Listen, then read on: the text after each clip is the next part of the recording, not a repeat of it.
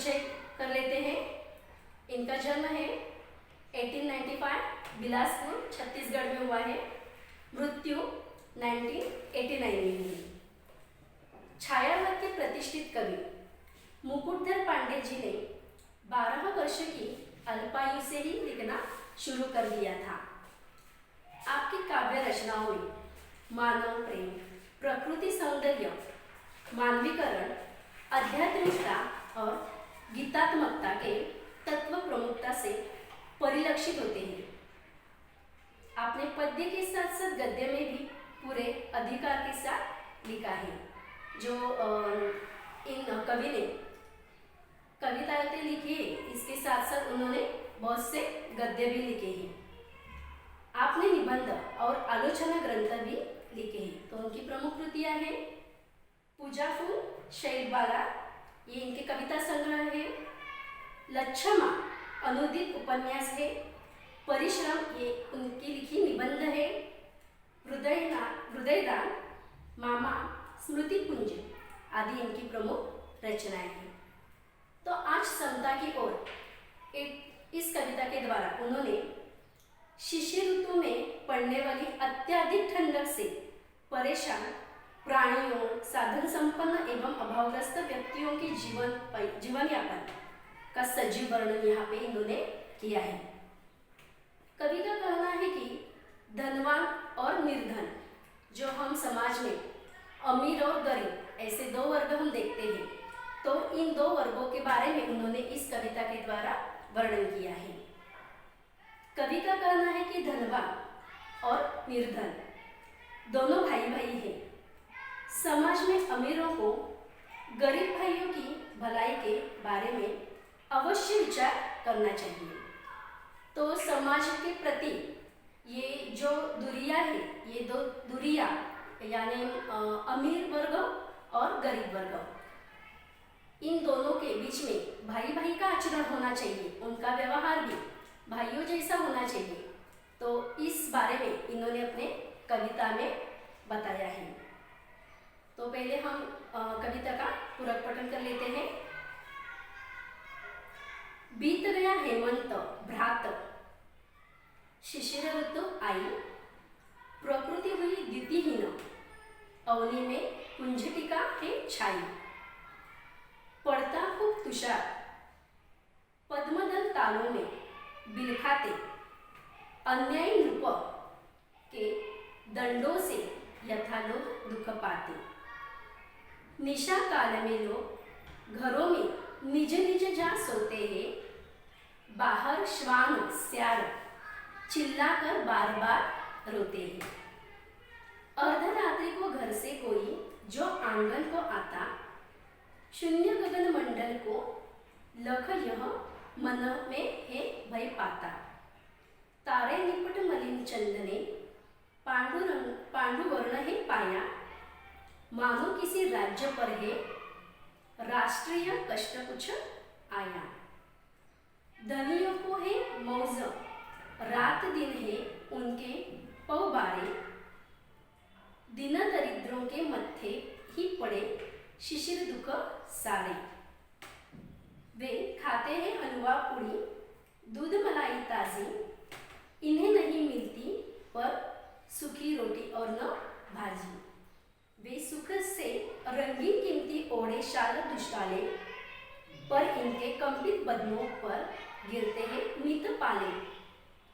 वे हैं सुख साधन से पूरित सुगर घरों के वासी, इनके टूटे फूटे घर में छाई सदा उदासी।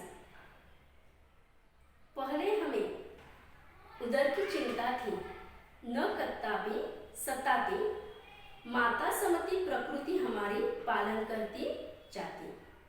हमको भाई का करना उपकार नहीं क्या होगा, भाई पर भाई का कुछ अधिकार नहीं क्या होगा। अभी इस कविता के द्वारा मुकुटधर पांडे इन्होंने समाज में जो दूरी है गरीब अमीरों के बीच, हमारे समाज में अमीर वर्ग एक तरफ होता है और दूसरी तरफ गरीब वर्ग होता है, और इन दोनों के बीच में बहुत सारे फासले होते हैं। अमीरों का रहना, उनका खाना पीना, उनके शौक ये अलग प्रकार के होते हैं। और गरीबों में उन्हें अच्छे से ढंग से क्या होता है, खाने के लिए कुछ मिलता नहीं है, उन्हें अच्छी भौतिक सुविधाएं प्राप्त न होती है। तो पर्यावरण का जो बदलाव है ये अमीरों के लिए क्या होता है, मजा मस्ती, और इन्हें ये पूरा एंजॉय करते हैं। सारे पूरे जो साल के जितने अलग अलग ऋतु आते हैं, ये ऋतु अमीर लोग क्या करते हैं, भौतिक सुविधाओं के कारण पूरे एंजॉय करते हैं, मजा मस्ती में वो पूरे दिन बिताते हैं। लेकिन गरीबों के यहाँ, गरीबों के वर्ग में क्या होता है, उन्हें इन सभी नैसर्गिक बदलाव में जो बदलाव आते हैं इनका उन्हें सामना करना पड़ता है। अगर बारिश है, ठंडी है, इसके अलावा बहुत सी गर्मी हो जाती है, इन सभी ऋतुओं का उन्हें डटकर सामना करना पड़ता है। इन गरीबों के लिए ये सारे ऋतु क्या लेकर आते हैं, तो बहुत सारे प्रश्न, बहुत सारी समस्याएं उनके जीवन में ले आती हैं। तो इसी बात का इन दोनों वर्गों के बीच में किस तरह ये शिशिर ऋतु किस प्रकार बदलाव लाता है दोनों वर्ग में, ये कविता के द्वारा मुकुटधर पांडे इन्होंने बताया है। तो हम पहली पंक्ति देखेंगे। बीत गया हेमंत भ्रात, भ्रात का मतलब है भाई, भ्रात का मतलब है भाई। तो बीत गया हेमंत भ्रात, शिशिर ऋतु आया। यहाँ पे हेमंत ऋतु और शिशिर ऋतु ये दोनों भाई भाई है, इस प्रकार का कवि ने वर्णन किया है। तो हेमंत ऋतु अभी बीत गया है और कौन सा ऋतु आया है, तो शिशिर ऋतु अभी आया है। प्रकृति हुई द्युतिहीन तेजहीन, द्युतिहीन का मतलब है तेजहीन, द्युतिहीन तेजहीन, पूरी सृष्टि कैसी हो गई है, द्युतिहीन। अवनी में कुंजटिका है छाई, अवनी धरती, अवनी में कुंजटिका, कुंजटिका का मतलब है कोहरा, जो हम मराठी में उसे क्या कहते हैं, अंग्रेजी में फॉग कहते हैं और मराठी में उसे धुके कहते हैं। तो प्रकृति हुई द्युतिहीन, अवनी में कुंजटिका है छाई, कुंजटिका का मतलब है कोहरा, जो फॉग हम कहते हैं। बीत गया हेमंत भ्रात, शिशिर ऋतु आई, प्रकृति हुई द्युतिहीन, अवनी में कुंजटिका है छाई। तो यहाँ पे कवि ने कहा है कि शिशिर ऋतु की भीषण ठंड का सजीव चित्रण करते हुए बताया है कि भ्राता, भ्राता किसे कहा गया है, हेमंत ऋतु को। तो भ्राता हेमंत के जाने के बाद अभी यहाँ पे शिशिर ऋतु का आगमन हुआ है और इस ऋतु के आने के कारण पूरी ये प्रकृति है ये कैसे हो गई है, तो तेजहीन हो गई है। धरती पर हर तरफ ठंड के कारण सभी जगह कोहरा छा गया है और प्रकृति के सभी जीव अभी ठंडी के कारण अपने घर में बैठ गए हैं। अगली पंक्ति है, पड़ता खूब तुषार पद्मधर तालों में, तालों में तालाबों में, तालों में बिल खाते अन्यायी नृप, नृप का मतलब राजा, अन्यायी नृप के दंडों से यथालोक दुख पाते। तो अगली पंक्ति में यहाँ पे कवि कहते हैं कि शिशिर ऋतु में बहुत अधिक ठंड पड़ती है। तो तालाबों का भी वर्णन यहाँ पे किया गया है कि कवि के नजरिए से देखा जाए तो कवि क्या कहते हैं कि तालाबों में खिले हुए कमल के फूल भी इस भीषण ठंड से बहुत दुखी हो गए। जिस प्रकार आजू बाजू के जो सभी सजीव प्राणी पक्षी, इसके अलावा मानव भी जिस प्रकार दुखी होता है, तो अभी यहाँ पे ये कमल के जो फूल है वो भी दुखी हो गए हैं। यहाँ कवि को कमल के दलों पर पड़ी ओस की जो बूंदे हैं, सुबह सुबह हम देखते हैं कि कमल के दलों पर ओस की बूंदें आती है, तो ये ओस की बूंदें कवि को आंसू की भांति प्रतीत होती है। ऐसे लगता है ये कमल के फूल भी क्या हो रहे हैं, प्रकृति के बदलाव के कारण ये भी दुखी हो गए हैं। तो जिस प्रकार किसी अन्यायी राजा के दंडों से प्रजा दुखी होती है, तो उसी प्रकार ये कमल के फूल भी शिशिर ऋतु आने के कारण ये भी क्या हो गई है, दुखी हो गई है। अगली पंक्ति है, निशा काल में लोग घरों में निज निज जा सोते हैं, बाहर श्वान स्यार चिल्लाकर बार बार रोते हैं।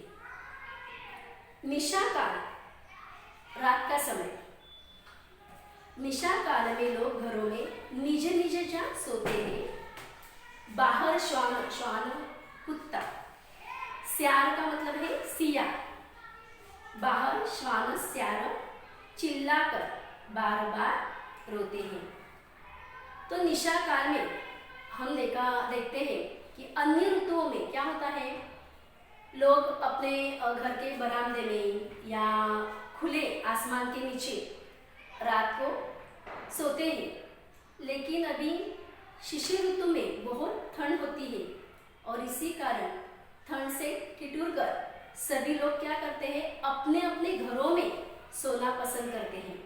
उनके लिए ये ठंडी से बचाव करना होता है, तो इसलिए अभी वो खुले आसमान में या घर के बाहर जो चौखट होता है उसमें आंगन में ये नहीं सोते, बल्कि वो क्या करते हैं, अपने खुद के घरों में सो जाते हैं। लेकिन बाहर श्वान सार चिल्लाकर बार बार रोते हैं। लेकिन ये जो पशु है, श्वान का मतलब है कुत्ता या स्यार का मतलब है सियार, ये क्या करते हैं, ठंड के कारण ये सिकुड़ जाते हैं और ठंडी से वो बाहर क्या होते हैं, चिल्लाकर बार बार रोने लगते हैं। ये सभी क्या होता है, शिशिर ऋतु के कारण ये जो पशु है इन्हें ये चिल्लाना रोना ये क्रिया है उन्हें आ जाती है। तो इस प्रकार मनुष्य को भी ये शिशिर ऋतु का आगमन गरीबों के लिए भी अच्छा नहीं होता है और ये पशुओं के लिए भी कैसा होता है, बहुत ही दयनीय होता है। अगली पंक्ति है, अर्धरात्रि को घर से कोई जो आंगन को आता, शून्य गगन मंडल को लख यह मन में है भय पाता। अर्धरात्रि, अर्धरात्रि का मतलब है आधी रात को। अन्य मौसम में जब भी घर के बाहर लोग आते हैं तो क्या देखते हैं, आसमान में क्या है, तो आकाश में चंद्रमा है, चांदनी है और तारों से पूरा भरा मंडल है। तो ये सब कैसे लगता है, तो सुंदर और आकर्षक लगता है। पूरा आसमान सभी को आकर्षित लगता है। लेकिन वही शिशिर ऋतु में आकाश में सभी जगह कोहरा मचा है, सभी जगह आकाश में कोहरा छाया रहता है। और ऐसे में जब कोई व्यक्ति अपने घर से बाहर आता है अर्धरात्रि में और आकाश को, आसमान की ओर देखता है, तो उसे शून्य गगन मंडल का मतलब है पूरा उसे आकाश कैसे लगता है, पूरा रिक्त लगता है।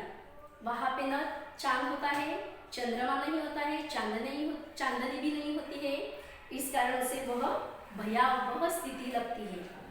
तो ये आकाश बाकी के सीजन में, ऋतुओं में बहुत अच्छा आकर्षक लगता है, सुंदर लगता है, लेकिन यही आसमान, यही आकाश अगर शिशिर ऋतु में देखा जाए तो ये परिस्थिति बहुत भयावह लगती है।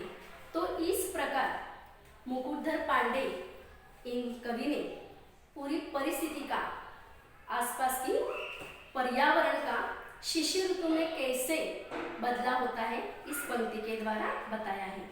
और आगे की पंक्तियाँ आगे की तासिका में लिखेंगे।